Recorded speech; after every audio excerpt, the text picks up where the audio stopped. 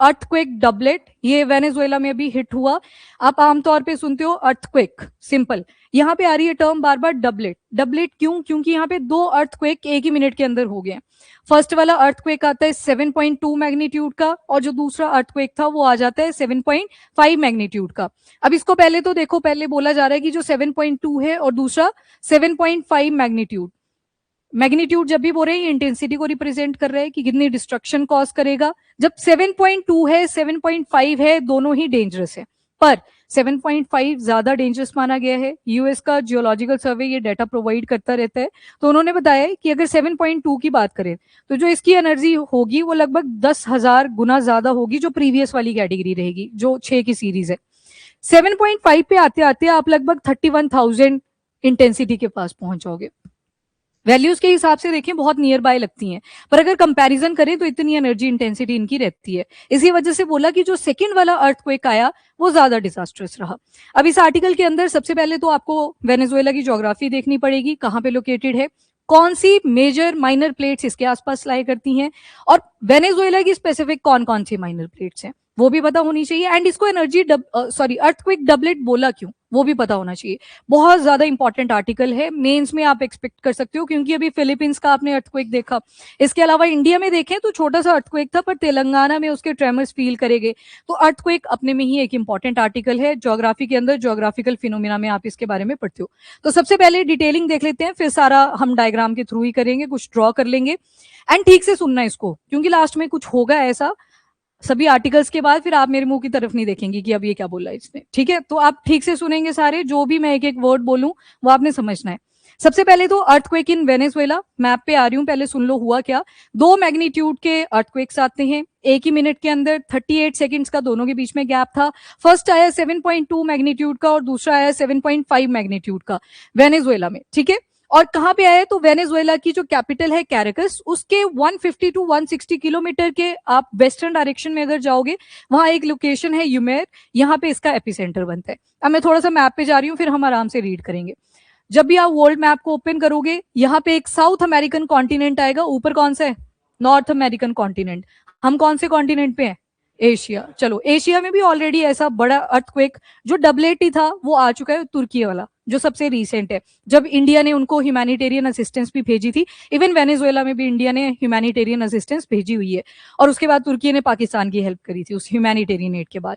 अच्छा, एनीवेज, ये वेनेजुएला वाली कंट्री आपको वी शेप की ही दिखाई देगी, साउथ अमेरिका के बिल्कुल नदरन टिप पे लोकेटेड है। अब इसकी बॉर्डरिंग कंट्रीज जान लेना बहुत ज्यादा इंपॉर्टेंट है। रीजन, क्योंकि कोलंबिया की जो कैपिटल है बोगोटा, यहाँ पे भी अलर्ट जारी कर दिए गए हैं। चिली वाली साइड में आप देखोगे वहां पे भी कुछ ट्रेमर फील करेंगे। ओवरऑल ये जो साउथ अमेरिकन कॉन्टिनेंट है पूरा ही अर्थक्वेक के इम्पैक्ट में आया, बट जो सबसे ज्यादा डिस्ट्रक्शन हुई है वो कहाँ पे हुई है? तो वेनेजुएला में हुई है।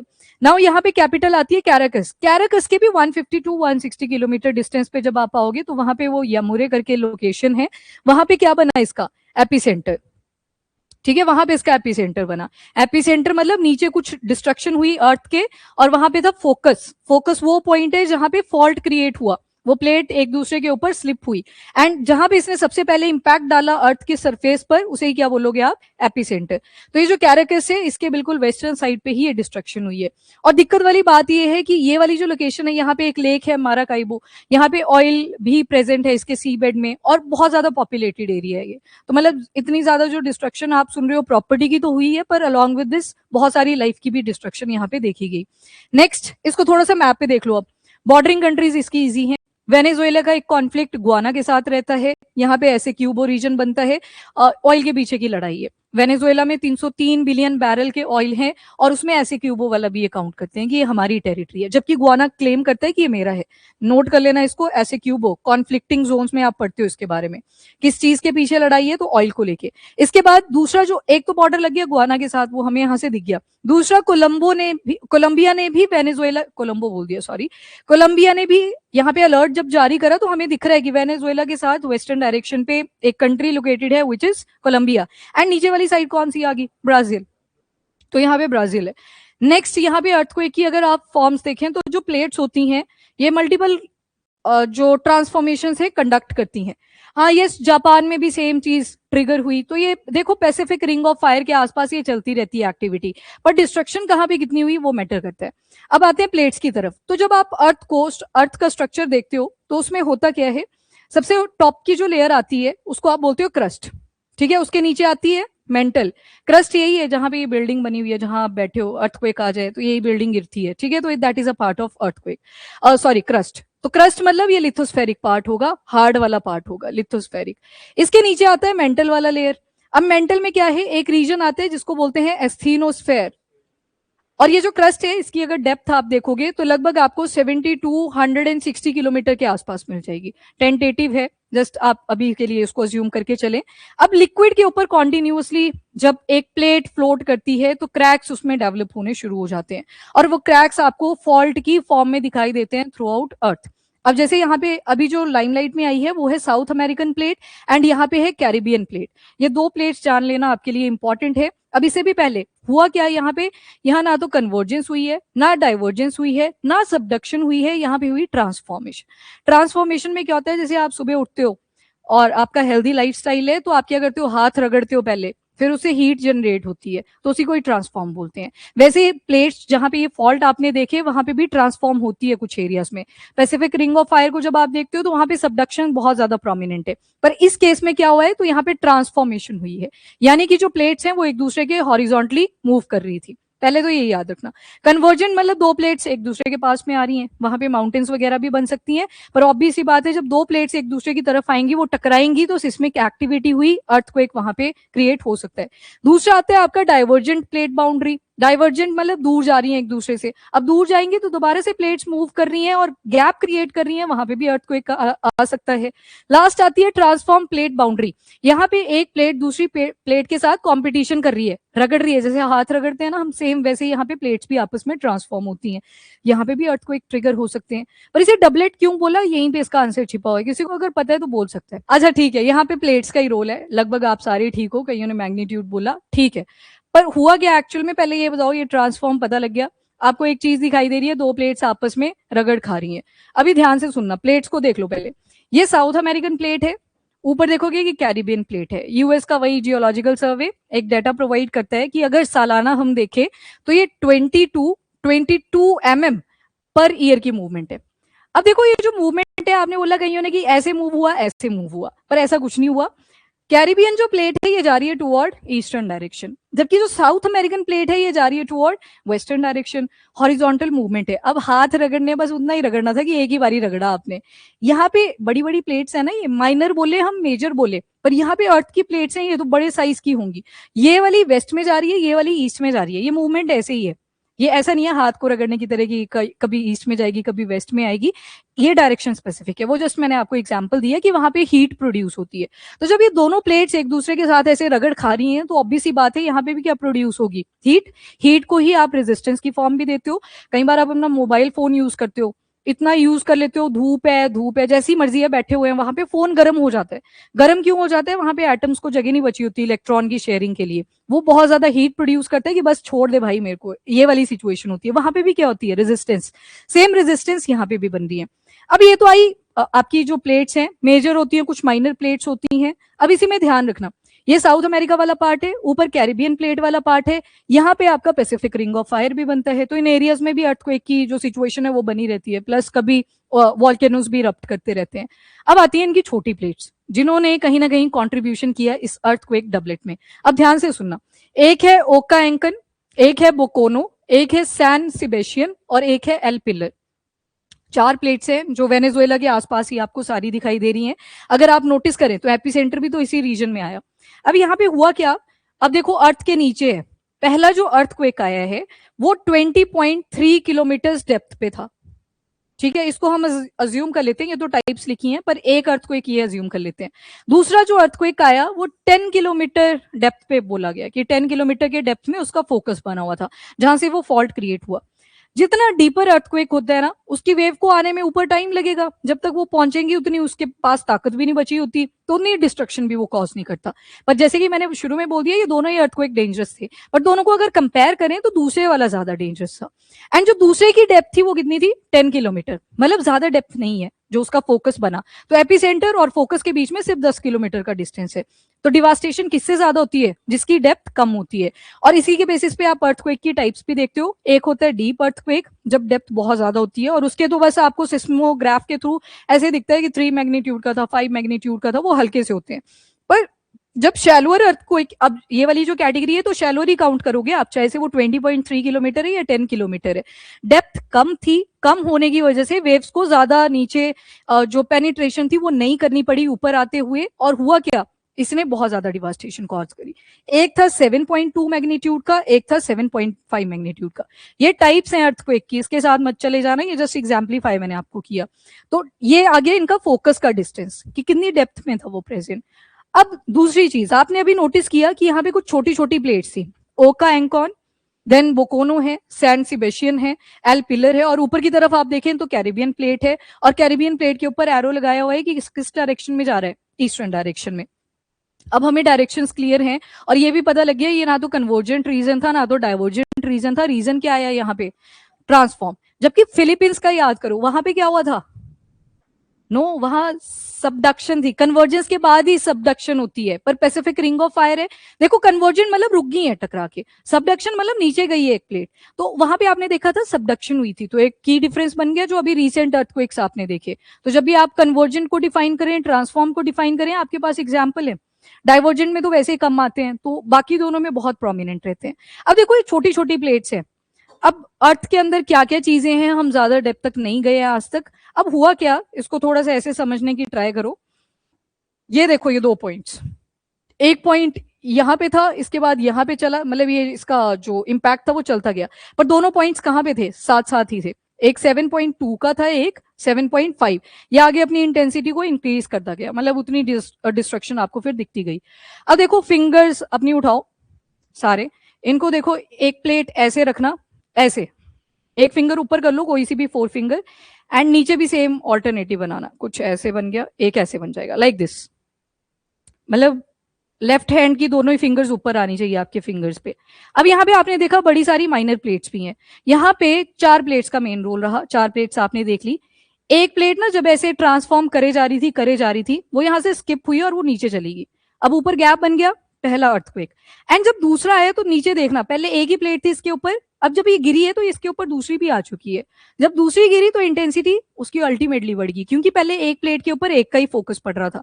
पर जब दूसरी भी उसके ऊपर गिर गई तो प्रेशर ज्यादा पड़ा, इंटेंसिटी ज्यादा दूसरे की रही। तो यहाँ पे प्लेट्स में ये स्विचिंग्स आई, बार बार कॉन्टिन्यूसली रेजिस्टेंस होगी, एक टाइम पे तो गिरेगी वो। तो ये इंटरनल जो चीजें हुई हैं इसकी वजह से इसको बोला जा रहा है अर्थक्वेक डबलेट। मतलब ये एक प्लेट थी, पहले पहले बैलेंस बना हुआ था इस तरह से।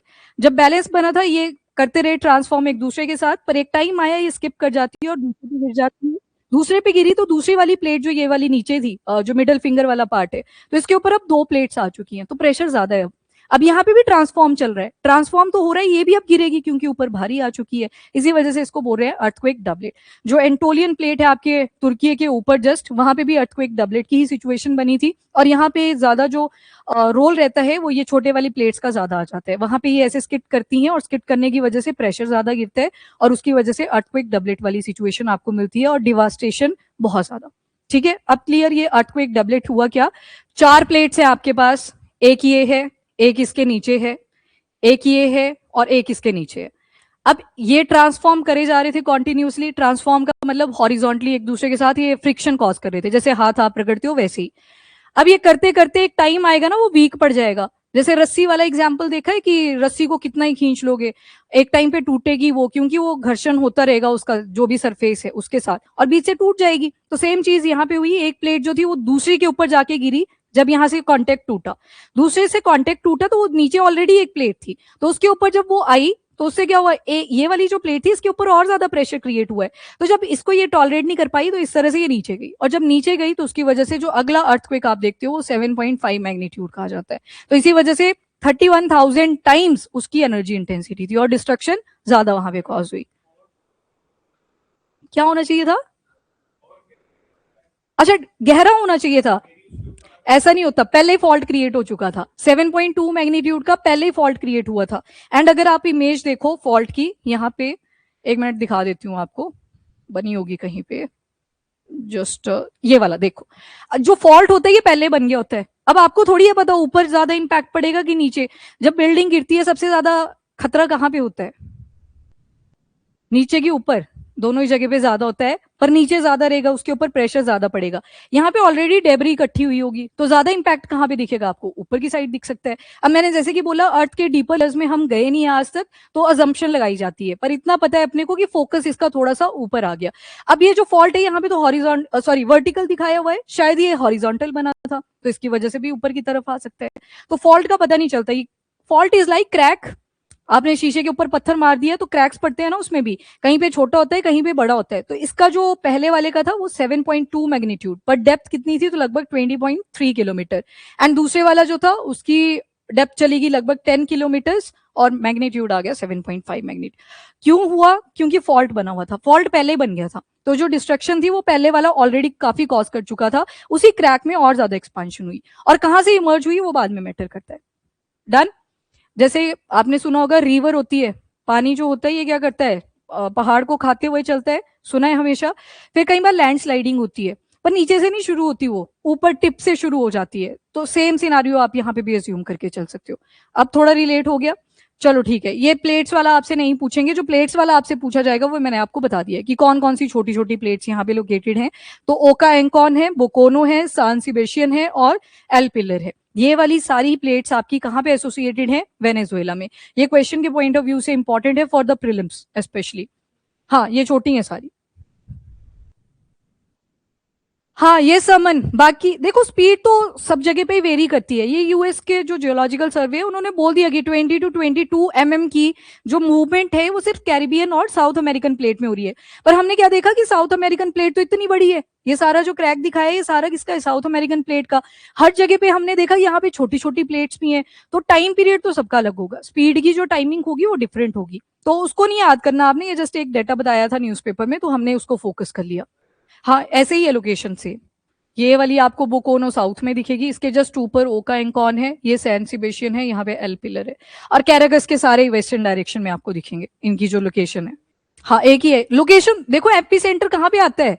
सरफेस पर, तो वो तो यमूरा ही है दोनों के लिए, वहां पे नियर बाय एरियाज इंपैक्ट हुए हैं। ठीक है चलो जी, तो ये अर्थक्वेक यमूरे में एपिसेंटर था इसका, और ये शुरू का है डेटा 235, बाद में तो ये थाउजेंड्स में ही चला गया डेटा। ठीक है तो इसको आप देख सकते हैं डेटा को बाद में। एंड जो कैरागस के पास ला ग्वायरा करके लोकेशन है, वहां पे भी काफी सारे डैमेज देखे गए हैं। याराक्वेक, कैराबोबो, अरागुए, देन मिरांदा, ये सारी लोकेशन है जो कहीं ना कहीं इंपैक्ट में आई है। एक ही सिटी थोड़ी आएगी इंपैक्ट में, आसपास के सारे एरियाज में आपको डैमेज देखने को मिलेगा, तो ये सब इंपैक्ट हुए हैं यहाँ पे।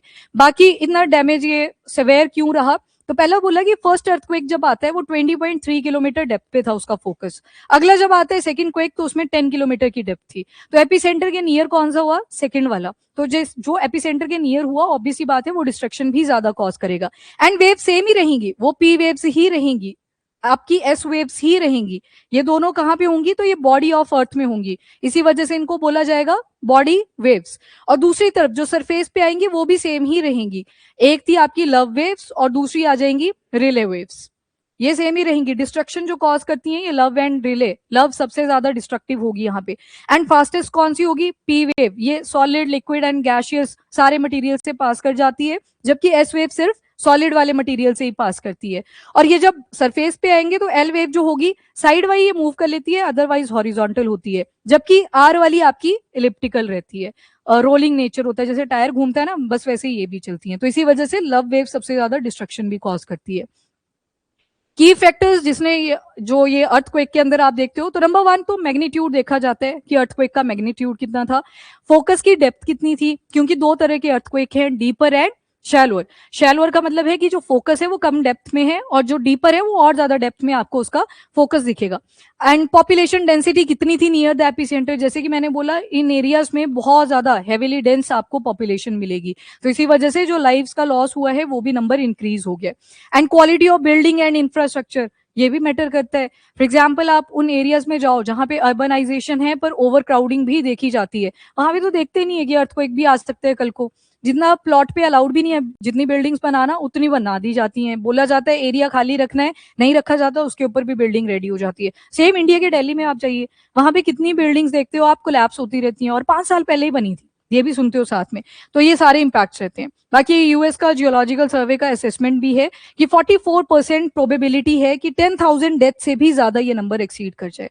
तो नंबर, क्योंकि कहीं ट्रैप भी अभी डेबरी के नीचे भी दब गए होंगे, तो ये नंबर जो है वो और ज्यादा इंक्रीज कर सकता है। तो आई थिंक अब आपको ये सारी टर्मिनोलॉजीज यहाँ से क्लियर है। बोकोनो फॉल्ट है, सैन सिबिशियन फॉल्ट है, एल पिलर फॉल्ट है, मोरोन फॉल्ट है, और मोरोन फॉल्ट एक और है, यहाँ पे आसपास कहीं लोकेटेड होगा। अदरवाइज आपने सिर्फ 4 ये जो फॉल्ट्स यहाँ पे बने हुए हैं इनको याद रख लेना है। That's it. अब देखो ये मैग्नीट्यूड जो हमने देखा शुरुआत में कि 7.2 मैग्नीट्यूड के कंपैरिजन में 7.5 मैग्नीट्यूड ज्यादा डिजास्टर्स था।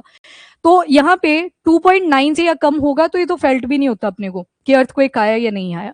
सेकंड वाला जो होता है 4.0 से 4.9 तक का, ये ह्यूमंस फील कर लेते हैं, कईयों से स्किप भी हो जाते हैं, कईयों को पता लग जाता है कि माइनर सा अर्थक्वेक तो आया।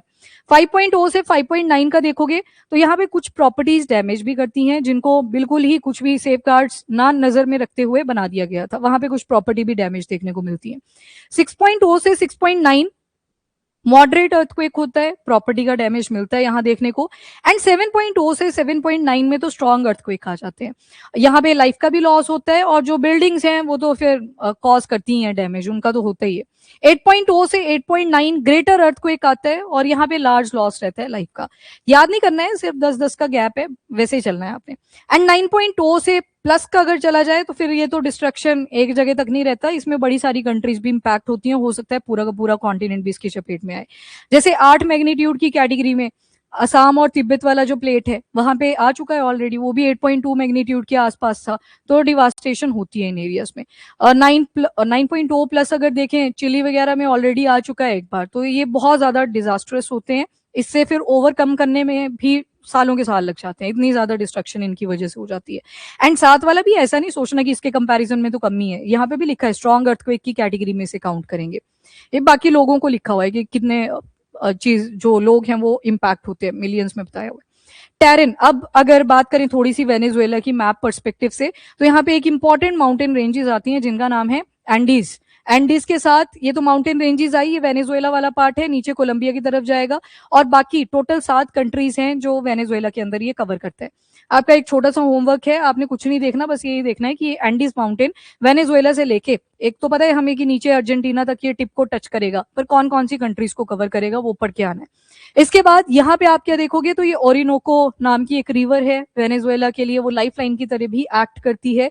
और ये नीचे अमेजोन फॉरेस्ट की बात हुई है, ट्रॉपिकल रेन फॉरेस्ट जो आप देखते हो, ब्राजील में मेन चंक है, ब्राजील के नदरन वाली साइड में, पर एक्सपांड करते हैं अप टू वेनेजुएला।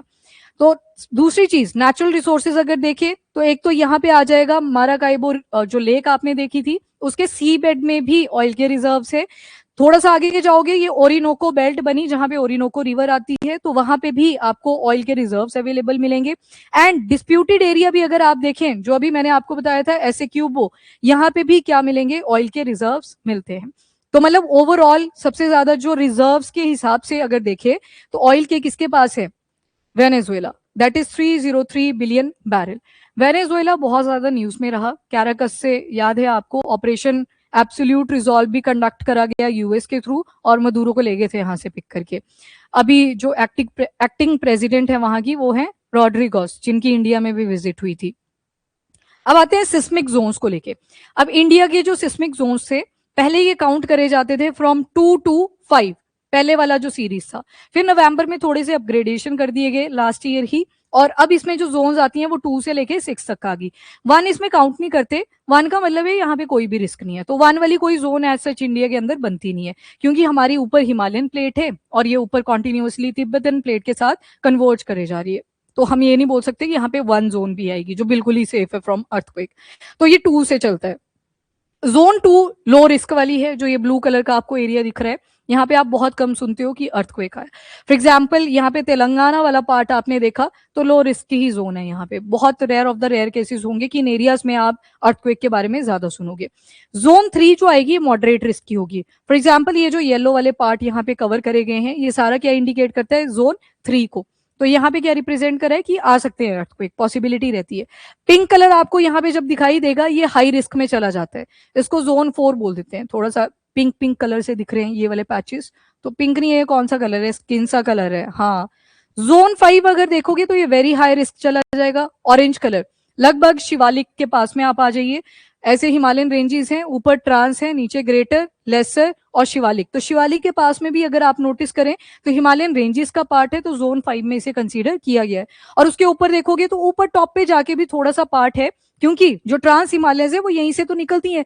बोलते हैं ये वाला प्लेट जो था ये पहले से एग्जिस्ट करता था, इसके साथ आके टकराई थी। तो ये वाला जो एरिया है यहाँ पे आप देखते हो जोन 5 ही बनता है। पर ये जो डार्क रेड कलर दिखाई दे रहा है सारा ग्रेटर हिमालय और ट्रांस हिमालय वाले पार्ट को, और लगभग थोड़ा सा लेसर हिमालय वाले पार्ट को टच करता हुआ, ये सारा आपका जोन 6 के अंदर आता है। तो कलर जो है वो जैसे जैसे डार्क होता जाएगा उतना ही रिस्क उसका बढ़ता जाएगा। तो ये जो जोन्स हैं इनको याद रखिएगा, ये कहां से कहां तक है, 2 से 6 तक। पहले वाला नहीं लिखा जाता है उसका मतलब होता है नहीं है रिस्क यहाँ पे। तो और ओवरऑल अगर देखें ये कौन सी जो ये पूरा सिस्मिक जोन्स का डेटा है किसने प्रोवाइड करा है, तो ब्यूरो ऑफ इंडियन स्टैंडर्ड्स, इन्होंने यहाँ से इसे रिप्रेजेंट करा हुआ है। That's it. बाकी अंडमान एंड निकोबार भी आप देख रहे हो रेड कलर में है, तो हाई रिस्क वाली जोन है, जोन 6 यहाँ पे भी आएगी। देन ये वाला आर्टिकल तो इंपॉर्टेंट था, अर्थक्वेक पिछली बार भी आपने पढ़ा था फिलीपींस में, पर उस टाइम सबडक्शन हुई थी तो इतना डिटेल में हमने नहीं देखा था। पर आज जो थी ये ट्रांसफॉर्म हुई, तो ट्रांसफॉर्म की वजह से हमने थोड़ा सा और डीपर इसको एनालाइज करने की ट्राई करी।